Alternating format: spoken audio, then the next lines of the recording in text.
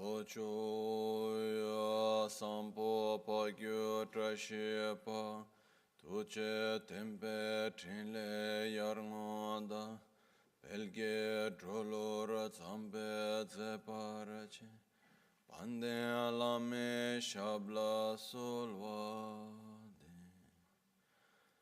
Om Guru Vajradhara Sumati Munisha Sane Karma Uta Vardanya Shri Bhadra Varsa Manya Sarva Siddhi Hum Om Guru Vajradhara Sumati Munisha Sane Uta Vardanya Shri Bhadra Varsa Manya Sarva Siddhi Hum Om Guru Vajradhara Sumati Munisha Uta Vardanya Shri Bhadra Varsa Manya Sarva Siddhi Hum Om Guru Vajradhara Sumati Munisha Sane Kar Uta Vardanya Shri Bhadra Varsa Manya Sarva Siddhi Hum Om Guru Vajradhara Sumati Munisha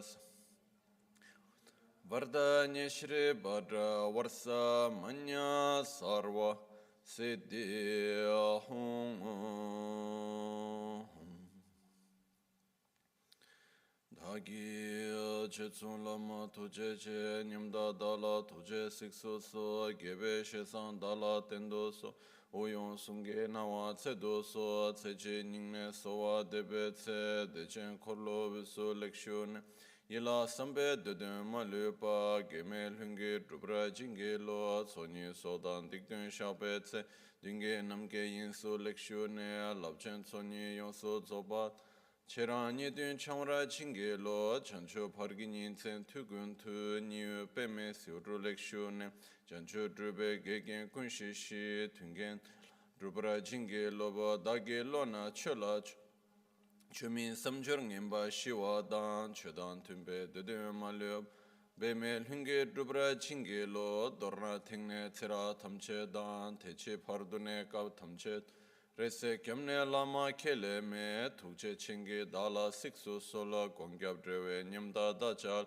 Jetson la me tuche rab gongne kudan sunge nawa drame tu nyam sunyongwe kesan tobra Kewa kundu yanda lama dan rame cheki pela longche chin sadalam ge yende rab dorje change kopa nyur tobe sho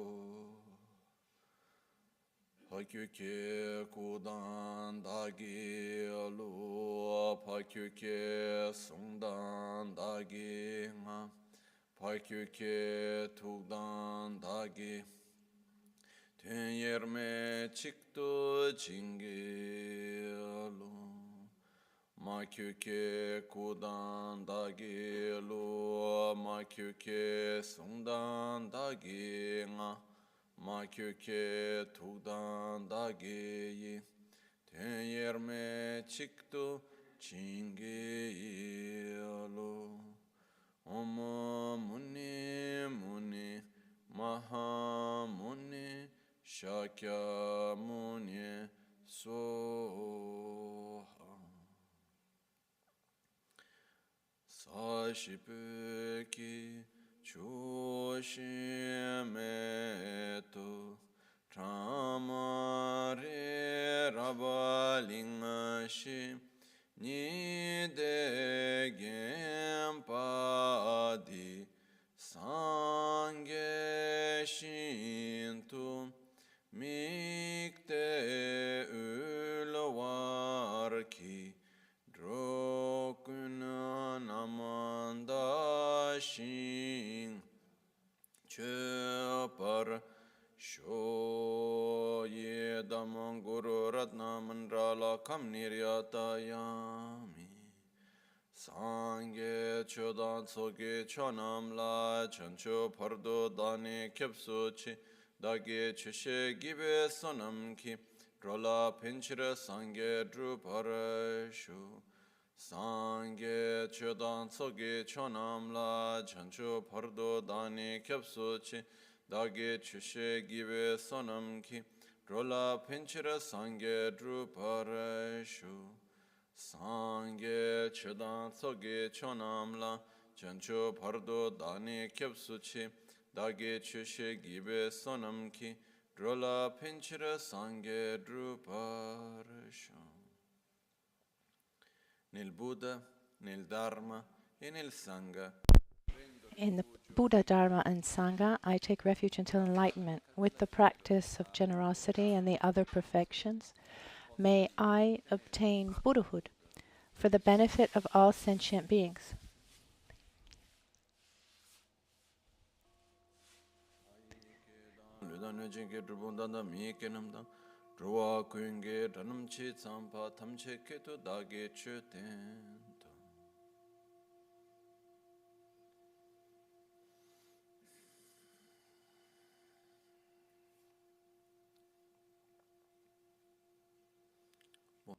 Good morning.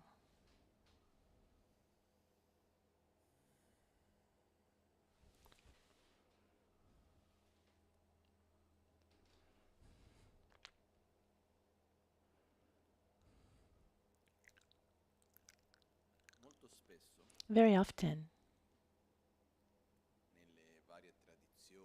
in the various traditions that exist within Tibetan Buddhism,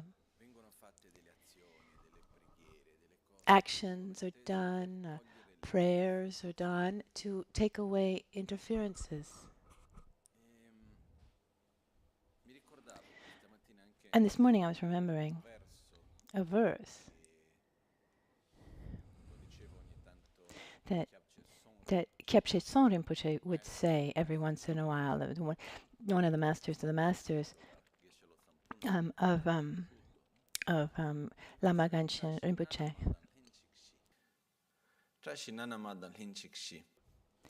Which means Tashi means is good, auspicious. It's what is auspicious.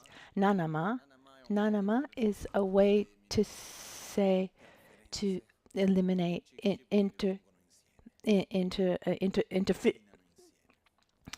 auspiciousness and interferences. They come together.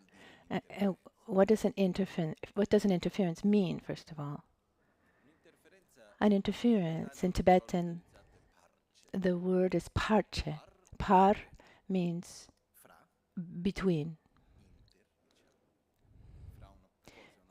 one thing and another, and che means to cut, something that cuts a path, something that cuts a relationship, something I'm going in a direction, and this thing obstructs my going in that direction. That's an interference. So if we have interferences, there's actually something very beautiful about having an interference, which means that we have an objective. I mean, this is because if there's no objective, there's no interference. There's simply something else, something good, something bad, but it's not interference. An interference means I want to have a good relationship with this person. I have an objective, but things happen and I'm not able. There are interferences that keep me from having this good relationship with this person. I want to go to this place, and while going to this place, things happen and it's hard for me to get there. There are interferences. I want to meditate, and in the meantime, various things happen. I am able or I'm not able. In the end, there are interferences that come. So having an interference assumes that there's an objective. And there's a proverb, a saying in Tibetan that says when the Dharma is deep, the demons are deep. Understood as when we have something very beautiful, a very special objective, even the difficulties that come together with them are also deeper. Chi, Ngang, Sung, Sang Sung. There are three types of interferences mostly. There are external interferences. External interferences have to do with the behavior of other people, what happens in the environment, the surroundings, just the external situations. I'm going somewhere to do something, and there's a road accident, an accident on the road. It blocks me. I want to meditate, and there's my neighbor who starts using an electric drill. There can be many different forms of external interferences. So it's something that's outside that somehow doesn't allow me, or I don't have the ability to easily go beyond that and reach my objective. And but if I'm without an but if I'm at home without any objective, and my neighbor starts drilling in the wall, it's not an interference. It's just bothersome. An interference is normally when we want to do something positive, and and I'm not able, or I am able in the end, but there are difficulties, difficulties to realize that. That's an interference. So there are the external interferences that we can see, and then there are also external interferences that we cannot see. Generalizing, we can call them spirits. But this is not a point that I want to deepen right now. But the first point would be external interferences. Then we have internal interferences. Internal interferences are fear, anxiety, uncertainty, anger, any emotion or inner state of being that manifests itself that keeps us from realizing that objective that we set. Anxiety in itself is not necessarily an interference. It becomes an interference when I want to meditate, let's say, and I sit down to meditate and I'm taken by anxiety and it keeps me from meditating. I want to listen to teachings, for example. I go to listen to the teachings, but my mind starts having doubts about things, or there's a strong attachment to something else and my mind follows that. That is an inner interference because it keeps me from listening correctly to the teachings and being able to pay attention. And so it's the internal interferences that we need to watch out for and take most care of. Arrogance, anxiety, distraction, dissatisfaction, resentment, attachment, unlimited desire. These are all forms of interferences. They're not necessarily interferences, but they become interferences, let's remember, when we have an objective and that thing that keeps us from going in that direction. And there are secret interferences, so-called secret interferences. They are instead situations that seem positive, but become an interference. They become an interference to something positive, a positive objective that we've set. Like, for example, I want to follow teachings. We're going towards the teachings and we run into a friend that we haven't seen in a long time. So we start talking, which is a nice thing. And in the end, one is not able to go to the teachings. It's a secret interference. I mean, it shows up as being something nice. It's not negative in itself, but it becomes an obstacle for something more virtuous, something more important, our higher objective. I want to meditate, for example, and as I'm going to meditate, I pick up a book and I start reading, and then that's a secret interference if it keeps me from meditating. An example that's given is the story of this master Putin Tamchen Khepa, he was before Lama Tsongkhapa and from the Shalu monastery. And he was incredibly learned monk. And at a certain point in his life, and he was a great meditator too, and and let's say in the last part of his life, someone came to him in the morning and made an offering to him, and it was pen and paper. We're talking about Tibet over 600 years ago. I mean, it was extremely precious. It was something very costly, not something he could easily find. And he saw that as a sign. Said, okay, he saw it as a sign that he needs to write. He had an enormous amount of knowledge, but he had so much knowledge, and at the time, which just wasn't enough. And he actually wrote more than 100 volumes of about 1,000 pages each. And so what he would do to write so much, there was a stupa, this kind of temple stupa, and he would do the circumambulation around the stupa. Let's imagine that it was about half of our gompa here for the size, and he'd go around, and each of the 4 points there he left a secretary, a scribe, who would write what he would say. And as he passed in front of each one, he would say, he would give a phrase. And so he was actually reciting, he was writing 4 books contemporarily, like at the same time, in prose. So in front of each one, he would recite a verse in prose.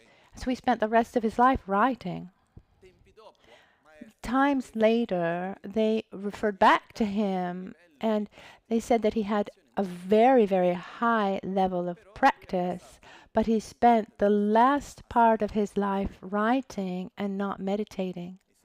And it's said that if he had meditated instead of spent his time writing, he would have probably reached enlightenment in that lifetime. So the writing became a secret interference. This doesn't mean that his writing was something negative, but it created an obstacle for something even more positive.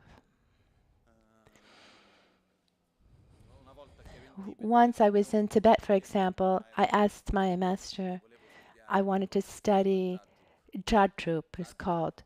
Jatrup is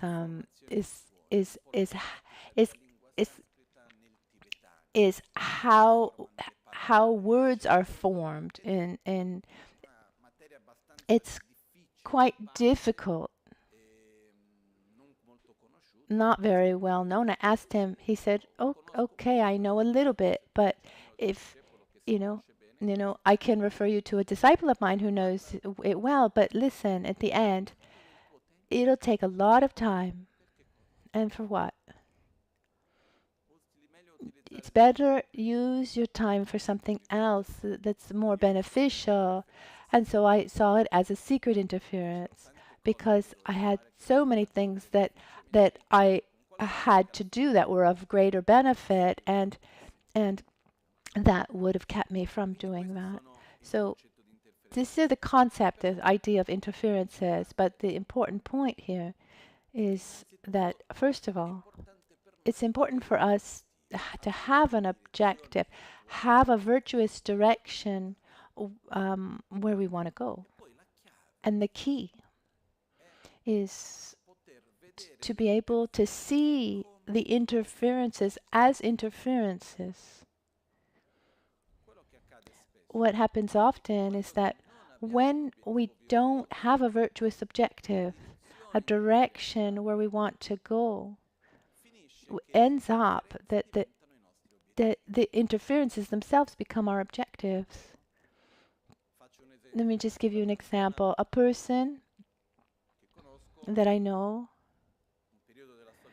a person got sick in his life, a serious illness, and after many years of doing everything possible to get healed, is healed.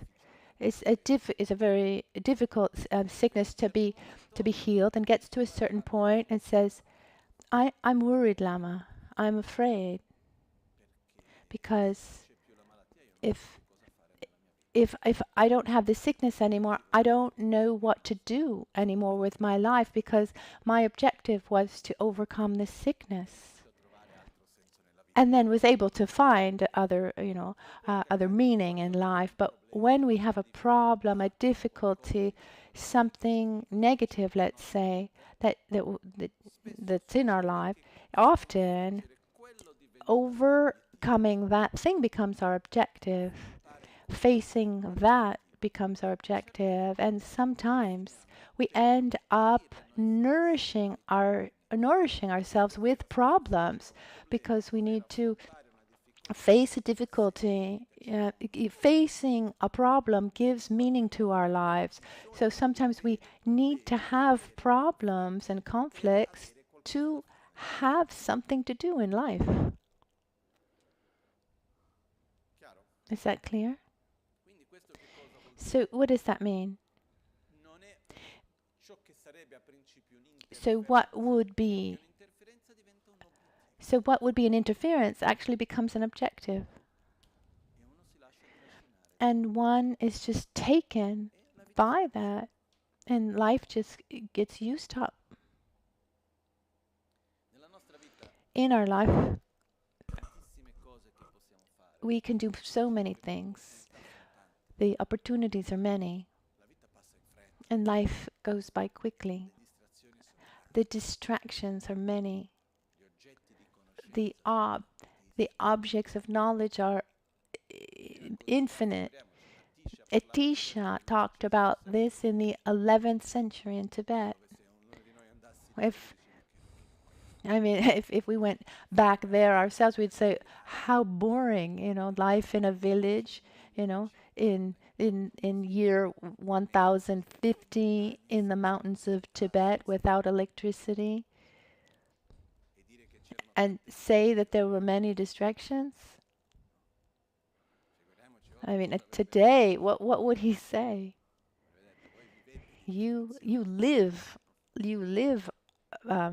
for distractions. And Tisha said, life goes by quickly. There's a text. He says, life is short, and the objects of knowledge are so many. So be careful. To put your attention,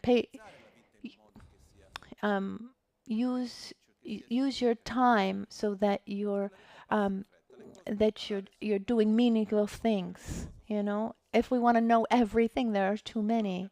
And so what happens is, as the days go by, we're using up this life.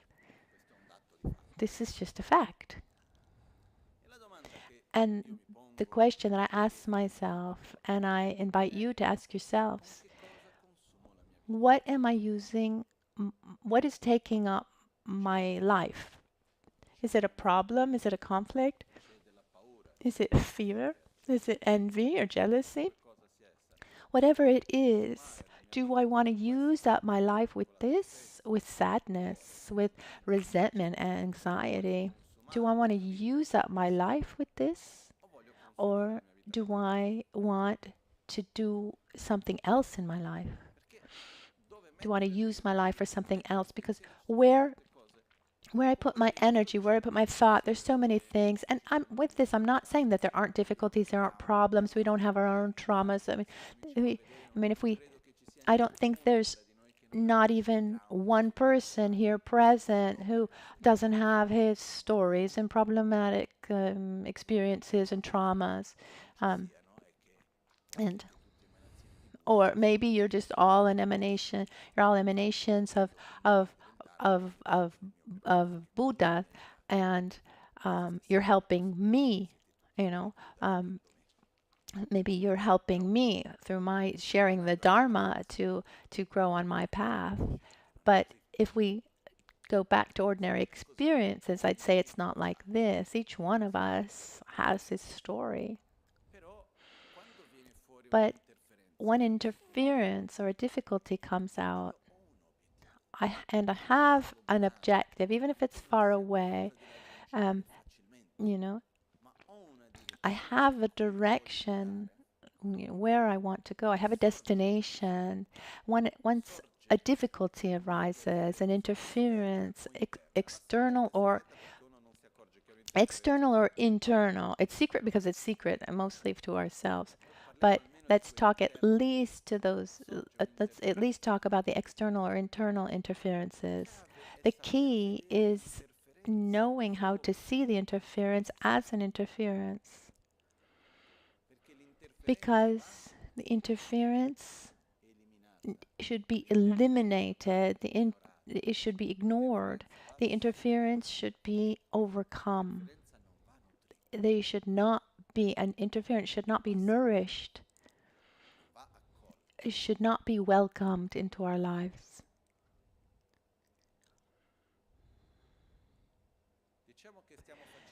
Let's say that we're doing something. We're going.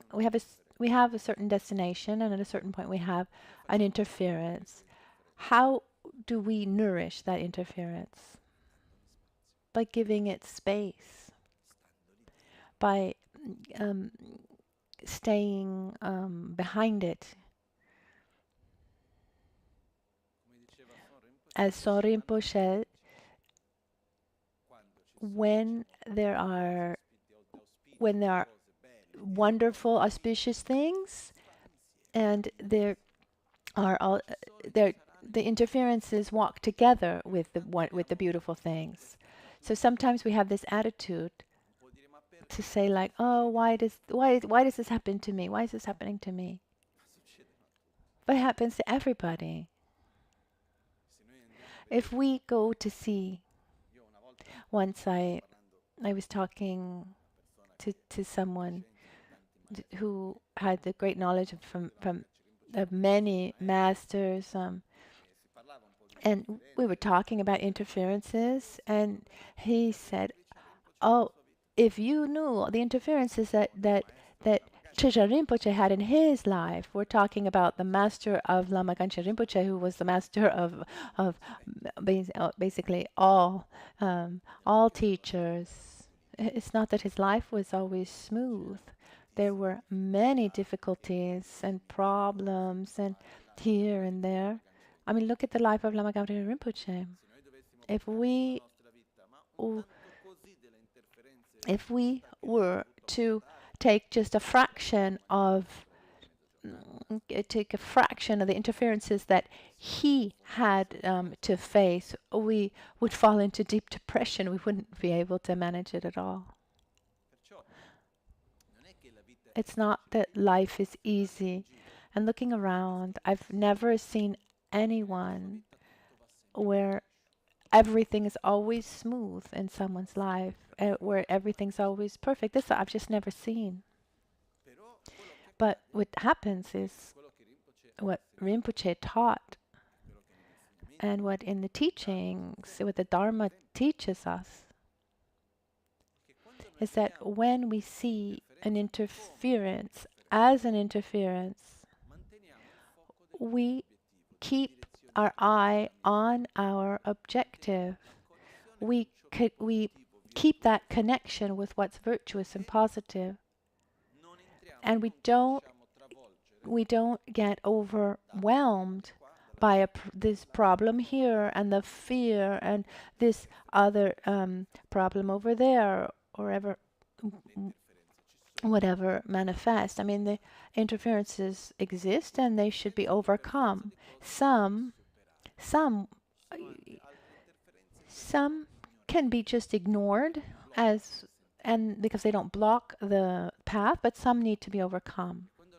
And when we see that, if we look at the symbolism, if we look at the images that represent facing interferences, they're not images where one goes towards the interference and say, oh, please, it'd be better if you weren't here, no, they're very strong, strong images. They're images that represent where we need to use strength against strength. It's this great strength of opposition, where our objective, if we take the images of the various protectors, Dharma protectors, or the wrathful deities, um, the even the terms that are used to face interferences are very strong, sometimes violent sounding. Because why? Because when there's an interference, the point is that I'm not following you. That's it. I'm keeping my objective. I'm not going to be overwhelmed by you. Because otherwise, very easily, we we we get overwhelmed by the interference. And if that happens at a certain point, we can even forget our objective. And the interference becomes the objective. And the problem when this happens is that one starts nourishing oneself from the interference itself.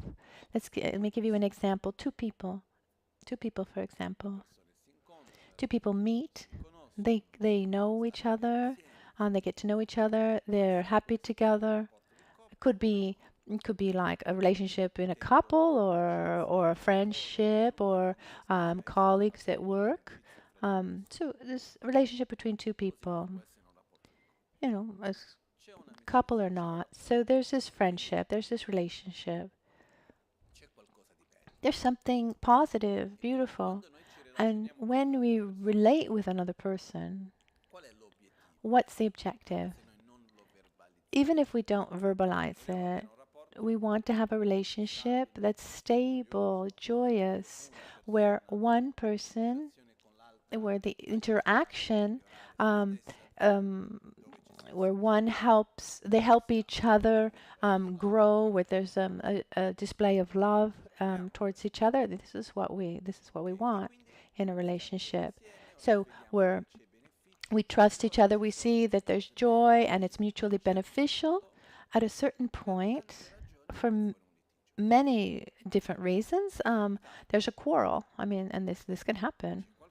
There's something, there's a little bit of a small aversion, a little small thing here or there. And what is that conflict, that aversion that's arising? It's an interference for keeping a friendship with all of the positive qualities that we talked about before. If that is seen as an interference, then I'm not going to nourish this conflict. I'm going to go beyond this conflict because it's an interference. It's something minor.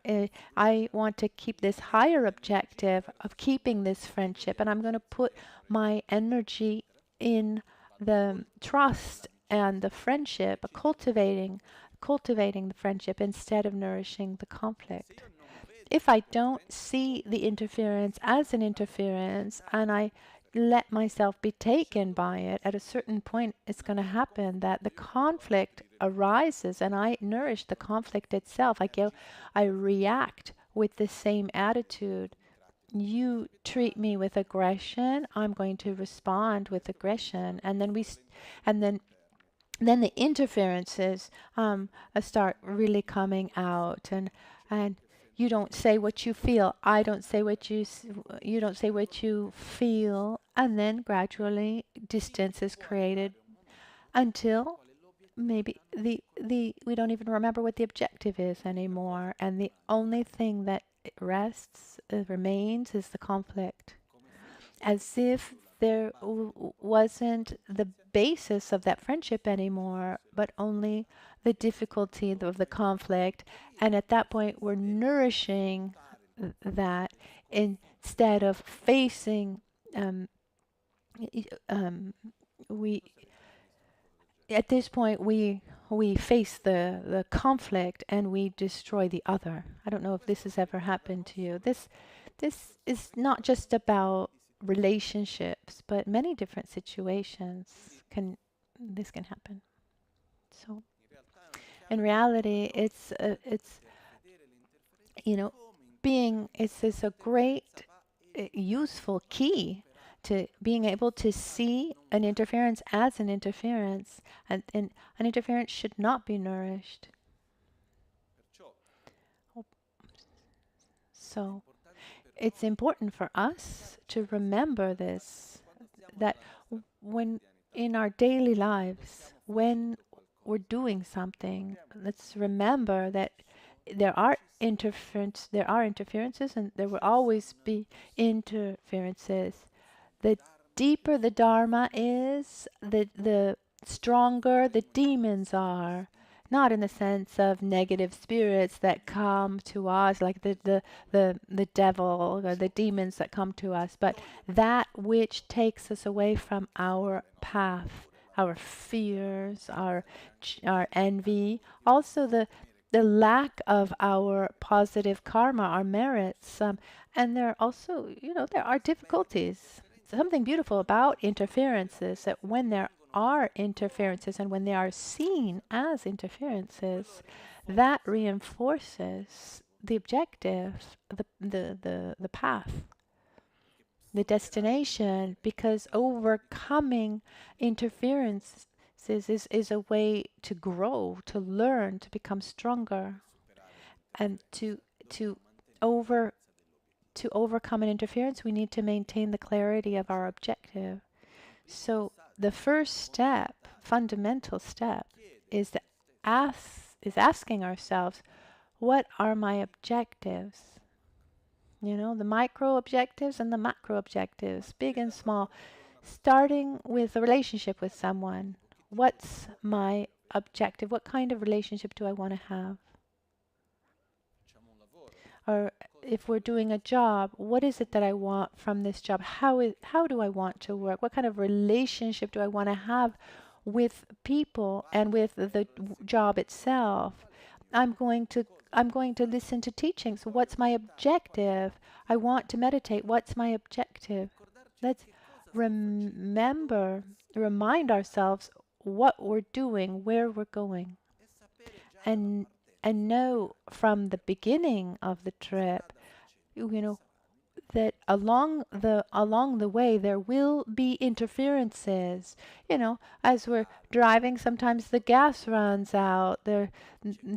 Maybe there's an accident along the way, or maybe we have an accident, but it doesn't matter. Even if we need to leave the car on the side of the road and walk, we know where we're going. We're not abandoning our objective. This is important, because otherwise the first interference that comes out, or the second one, we tell ourselves that we can't manage, because something else that happens is that when interferences come out, we see that overcoming the interference, it takes more energy, and so it has, how can I say, so facing or overcoming an interference is so difficult and tiresome that that it makes more sense to abandon the objective than face the interference. I don't know if this is clear. I'm on a trip. I have a destination. At a certain point, there's an accident. At a certain point, a problem comes out.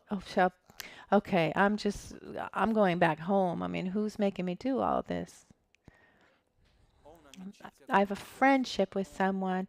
I have a relationship with someone. At a certain point, there's a quarrel, there's difficulties, there's some kind of conflict. And then so I'm just gonna, I don't want to have anything to do with this person. I just want to, I take away this interference by abandoning my objective, because it feels more tiresome than actually overcoming the interference. So we say, okay, I'm giving victory to the interference, but we should reflect on something here.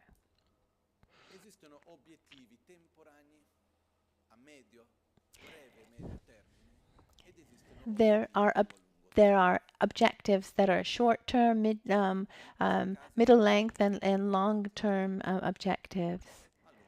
So the most important ones are the long-term objectives, and then the ones that are like um, middle length objectives, and then short-term objectives. So short-term would be this immediate future, these, you know, these moments where we're together, these years. Middle length means this lifetime, and then long term is that which goes beyond this life, that which continues after death. What happened, what remains after death. For me, this is long term. To, to, when I think beyond my lifetime, even what I'm leaving for others, what I do. Sometimes we're doing something, and at a certain point, there's a difficulty. I mean, I found myself in this situation where I had a very clear, beautiful objective, and then at a certain point, I find myself with just a wall in front. This enormous wall in front of me. What do I do? And the first instinct is I'm going to go over. I'm going to overcome this wall. I mean, that I could see it. I saw it from far away, but I still walked towards it. And then here I find myself in front of this great wall. Lama Ganchen helped me see, actually, that maybe I would have been able to get over that wall, but I would have hurt myself and those around me. And so, in reality, it would have been a greater interference for a more for a mid term objective. So when we find ourselves in front of a wall and we see we're not able to go around it and we don't know how to get over it, sometimes we need to wait a little bit to see. Maybe the wall just disappears, or maybe we take a few steps backwards to see really how big this wall is. Maybe it's not that big.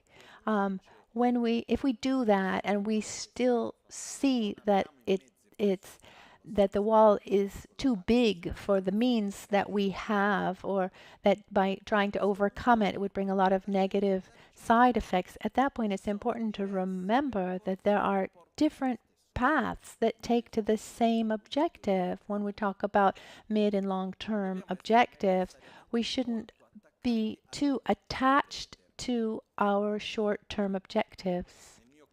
In my case, what happened to me is that my objective was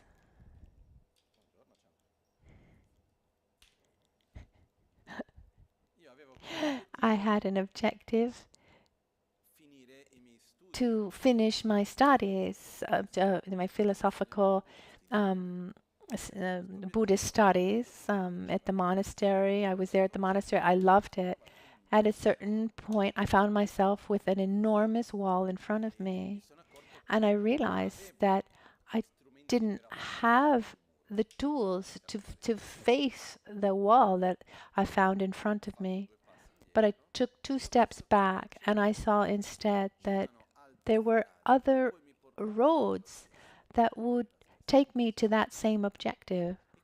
And in that moment, I realized that the most difficult part wasn't taking the other road, but was letting go of the attachment that I had to the first. It was accepting that I needed to let go and take an alternative road. And this was beautiful. And thanks to Lama Michel Rinpoche, I had this opportunity to finish my studies in Tibet with the abbot of Tashi Lumpo. I met one of the most marvelous masters that I have ever met in this lifetime. So taking these steps backwards and taking another road, this road is marvelous. But doing that requires humbleness, w- it we say to ourselves, I accept that I had a short-term objective of X amount of years, and able to I wasn't able to to finish that objective for reasons that I'm not going to go into now. But then I found a different road. But what does that mean? This also means you see that as an interference. I remember I went to one of my teachers, the the abbot of the monastery of Seraje, Jampatechuk, and I went to talk to him, and there were certain difficulties, etc. And he said to me, so he said that same phrase, when the Dharma is deep, the demons are deep. He says, you're studying well, things, you're studying well, things are going well, and now, the interferences are coming. It happens often like this. And so I said to myself, okay, this is an interference. And this, but, but my objective was to learn the Dharma, to be able to share it, to serve my guru. And at this point, there's so many ways to learn the Dharma, So in this moment, I'm not able to do it in the way that I thought that I could, but I'll find a different way.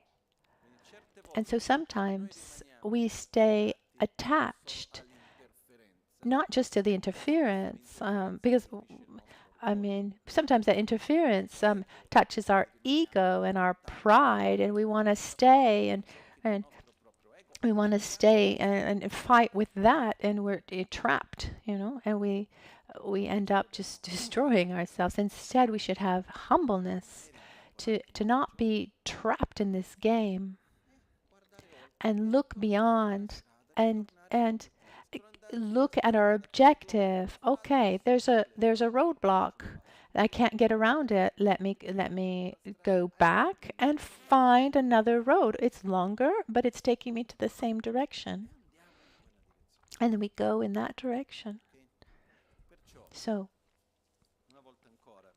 again, let's try to ask ourselves, and sometimes it's good also to verbalize it or to write it out. What are my objectives?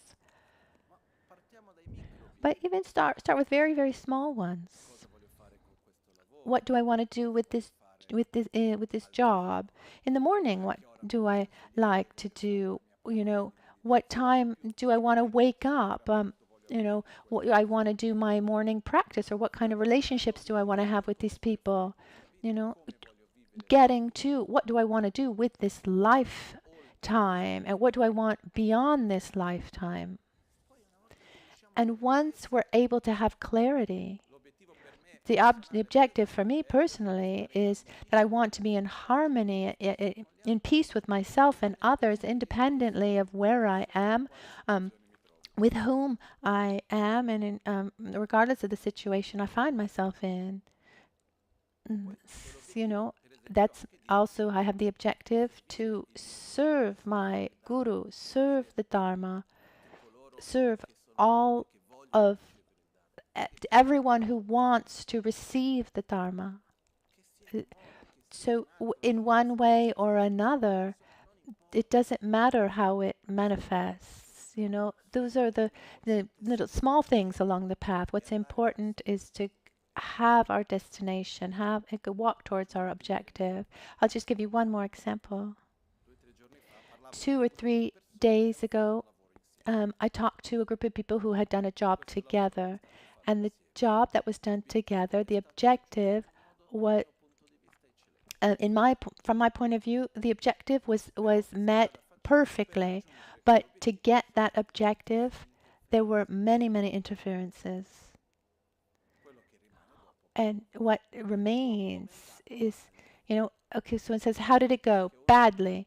Because one stays attached to the interferences instead of recognizing that the objective was actually met.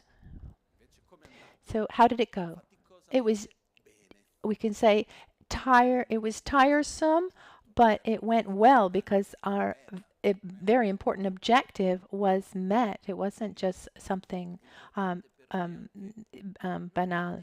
So it's important to not stay attached to the interference, and this requires a certain level of humbleness, and so don't stay attached, to the interferences. I can't accept this, and I feel bad, and this happened and that happened, and we stay closed up with ourselves, looking at how things went. So interferences are part of everything, as long as we're in this so-called samsara.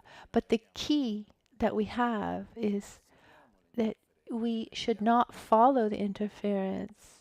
We should see interference as interference.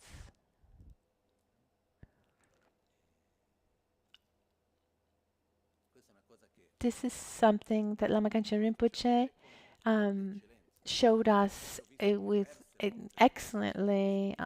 I saw small, middle-sized, and great interferences, and he would recognize they're there, but he would put energy always in the light and not in the darkness. He wouldn't nourish these interferences.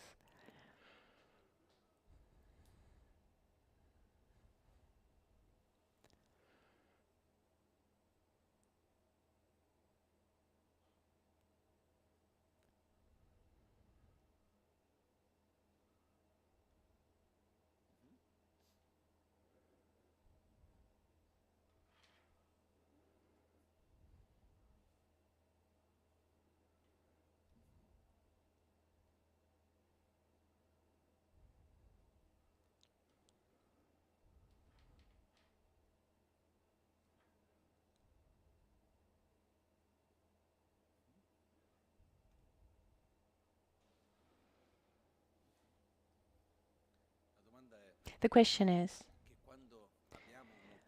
when we have an objective, oh, it's it, it's good that we can reach that objective, but but there also can be many conflicts along the way. So how do we face that? One of the first things that's important to do is, when we have an objective that's virtuous, positive, beautiful, and we're able to reach that objective, it's important, first of all, to connect with that and rejoice. Because what happens otherwise, as we go along at a certain point, difficulties, the difficulties that we live, one stays attached there, and one doesn't even feel the joy, or is not able to connect with the positive of what was reached, what was created. Instead, it's for this. One important step is to rejoice, to connect with what one has reached, and so one way to do that is to talk about it, um, to share, what was beautiful about this, why did we do this, what was the benefits, etc., etc. The more we do this, the more one is able to connect with the the so-called objective. Um, Also, when there are difficulties, one stays, you know, if one is there, stays trying to overcome these difficulties, it's because one has an objective to. Otherwise, it wouldn't, you know, take all of this energy to try to deal with all these difficulties. So it's important as we go along to rejoice, and then look and ask ourselves, why am I do this? Why am I once one you know once you do that and you see these beautiful aspects, it's important to connect with that part and rejoice, because this creates the basis to gradually, it's not immediate, but just to heal the wounds along that are inflicted along the path, or that one. It's not that when we face difficulties, there are scars and wounds that we get along the way, but to create a basis to be able to heal all of that is to connect with the positive aspects, the joyous part, the beautiful part of that, the beautiful things that we did together. That creates the basis to then. There's a kind of one is in a safer place to be able to face and heal these wounds. When you stay in the conflict and the wound inside that, and you don't see it from the outside, it's almost impossible to heal the wound when you're continuously nourishing it. So this is a little bit how that comes. So that's why we should see interferences as interferences, but at the same time see the positive aspects as positive aspects and rejoice as we go along. Otherwise, what happens is, as I said before, one ends up nourishing himself with the problems and one can get trapped in the interferences themselves. Another thing that comes together with this, just in a few words to not take too long, is that strangely somewhere when we do something every once in a while, to not say always, I don't think it's always, it's every once in a while, we have this idealized image that it will be fine, that everything will be fine. I start something, it's beautiful, and we have this idealized image that everything will be fine. That just doesn't exist. I've never seen that it will all be fine. But when we start with this expectation that everything will be fine, that first difficulty just seems enormous. And for this reason, we talk about patience or effort. Similar effort is kind of like our armor. And when a warrior goes to battle, why does he wear armor? Because is beautiful like this? Is because he knows that he will take blows. He knows already that he will be hit, and he prepares himself before. So what does that mean to put on your armor? It means that even if I take blows, I'm not going to stop. I already know that I'm going to be hit. This is when we begin a path, and right from the beginning we know that it's not going to be easy. There will be difficulties. I mean, just look at my experience in the path. I mean, I wasn't born yesterday. I know how things work. This is all part of the path. And so I will overcome them. I have the tools, I have the strength, I have the means to do it. And one begins this way. The difficulties that come up, they are seen as being much smaller.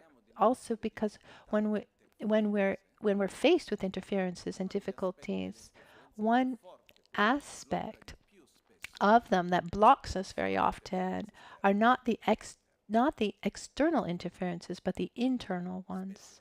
Often there's we lose enthusiasm, we lose our joy, sadness that comes together. And a big part of this comes from the expectations that are there, the way that we face things. When we know that there will be difficulties, but I will face them. I remember Rinpoche once told me more than once. He told me this story that when he was just a boy, he was about 17 years old. When he was a young man, he needed to take a test in a test in a monastery in Tibet, and it's one of the in debate. It's one of the logics used to study the correct view of reality, and it's the first of the most it's the first of the difficult subjects, that becomes very difficult for many students. And he needed to take a test on this subject called Sempatamcha. It's a kind of debate that lasts all night long. So it starts at sunset and goes to dawn, where two people answer, and everyone else in the first year, and then alternatively, they stand up. To ask questions, and each debate can last an hour or so. So he needed to defend his thesis for an entire night, and he was very well prepared. He had studied a lot. And he says that he got to that day to do this debate, and he was very proud of himself. And he thought, I can answer to anyone. And he was very sure of himself. And he says that it was the worst. After the second debate, he didn't even know how to answer. I mean, they found points, and in the end, he lost the stability somehow. And next day in the morning, he finished this and he went to his master and he said, I didn't study well. I can't do it. I mean, how is it possible? I thought that I had studied so well. And his master said, no, you studied well. The only thing is but you were just expecting it to go well. You expected that you didn't expect there to be difficulties. Instead, we should prepare ourselves. We should prepare ourselves for the worst. You should be ready for difficulties because they exist. It's normal. So when we start something, it doesn't mean that we're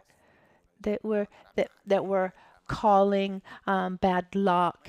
No, but we're preparing ourselves. We're saying, okay, there will be difficulties. It's normal, like along every path.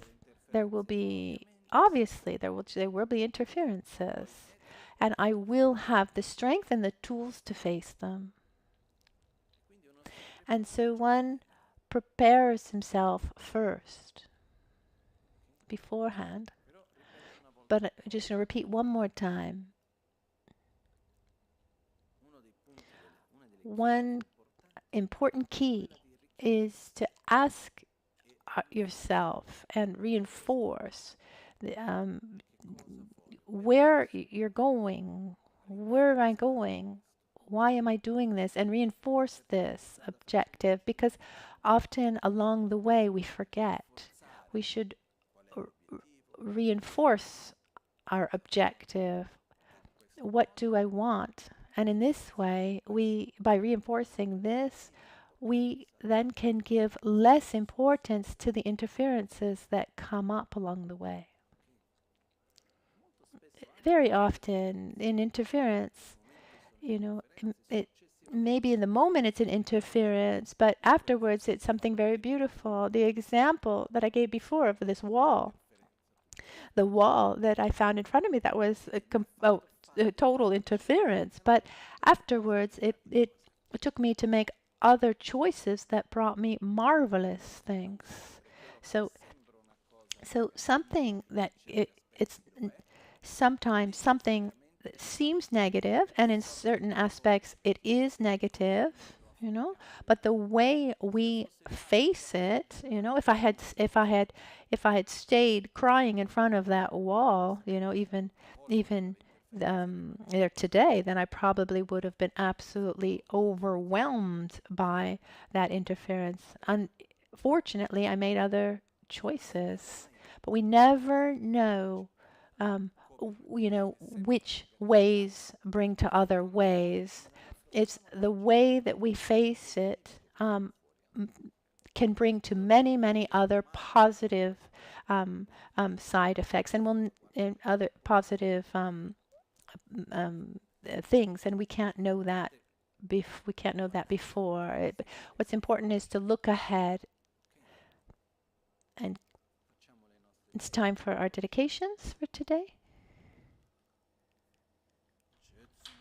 Lame kutse rapten chi nam karatinle chokchur ge padang losan tempe drume sasum ki drove munsele taktu ne gyuru chi kewa kuntu yanda lamadang dralme cheki pela longche ching 사단 람게 연대 랍존에 dorje change kopan yurtubashu nimo dele tsendele nime kuyan delekshin ninsen takto delekpe koncho sumki chingelo koncho sumki ngodrubatsol uncho sumki trashishu. At dawn or at dusk, at night or midday, may the three jewels grant us their blessings. May they help us to receive all realizations and sprinkle the path of our lives with various signs of auspiciousness. Tashitele. Have a good day.